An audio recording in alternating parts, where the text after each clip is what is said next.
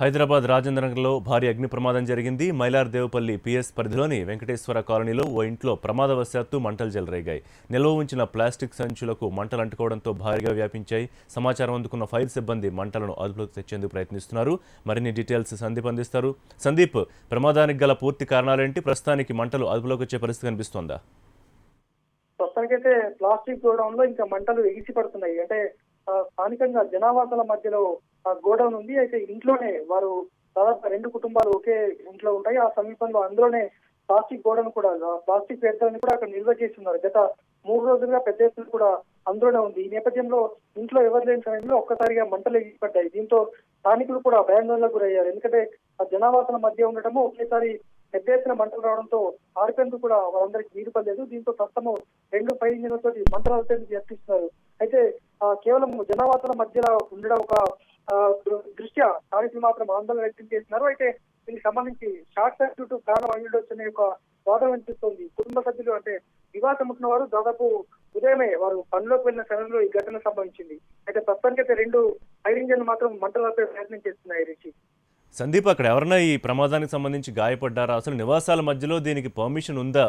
దానికి సంబంధించిన డీటెయిల్స్ చెప్పండి.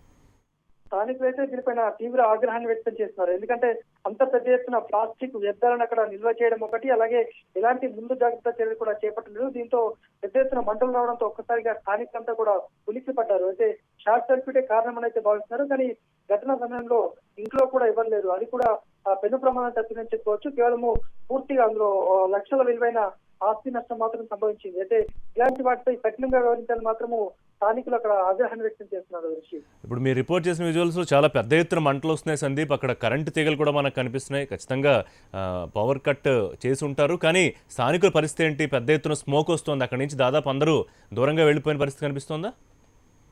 అంటే ఇది మైలార్దేవపల్లిలో దాదాపుగా అనేక చోట్ల కూడా ఇలాంటి గోడౌన్లే ఉన్నటువంటి పరిస్థితి. ఎందుకంటే శివారు ప్రాంతం కూడా, అలాగే ప్లాస్టిక్ సంబంధించిన అనేక పరిశ్రమలు కూడా ఇక్కడ ఉన్నాయి. ఈ నేపథ్యంలో ముందు జాగ్రత్త చర్యలు కూడా ఎక్కడ కూడా లేవనేది మనకు స్పష్టమవుతుంది. నిన్న కూడా ఒక ఫైర్ యాక్సిడెంట్ ఇదే ప్రాంతంలో సంభవించింది. అయితే ఈ రోజు మాత్రం ఇక్కడ గోడౌన్ లాంటిది ఉండడము, ఇక స్థానికంగా వెనకన ఇల్లు ఉన్నప్పటికీ కూడా అంటే ఒక్కసారిగా జనాలు బయటకు రావడము, ఫైర్ ఇంజిన్ సమాచారం ఇవ్వడంతో ఇప్పుడిప్పుడు ఆర్పేలు చేస్తారు.